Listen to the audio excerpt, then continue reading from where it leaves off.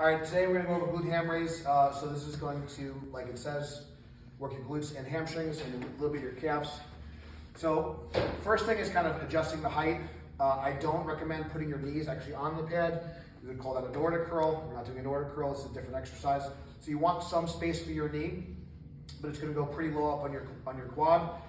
The closer you get the pad to your hip, it's also gonna make it a little bit easier. So I'm about 5'8" on a good day, I'm Italian, so I'm going to have it on the 4th setting on here. If I wanna make it a little bit harder, I could also do either 3 or 4, but I typically like to go on the 4th setting.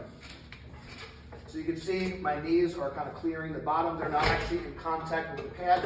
That's kind of the first mistake. When you're first learning, just obviously start with just regular back extension.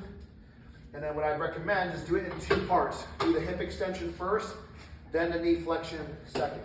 So we're gonna learn like this, hold here, then curl. It's harder, but it's a good way to learn the pattern. So now I'm in my hinge, then I go right into my leg curl. So knees, hips, hips, knees. A lot of people are gonna break at the back. You don't wanna break the back. So glutes are engaged, fire through the hamstring. And as I get more comfortable, I can just do the hinge statically, so my glutes are always engaged, and now my hamstring is the prime mover doing the knee flexion. If you're not strong enough to do it, or you're a little bit heftier, like how I am right now, we could do a reverse band to offset some weight. I like these more than negatives because you're going through the full range of motion. So this is going to provide some assistance so I can continue to keep it strict. So this is from my knees to my torso.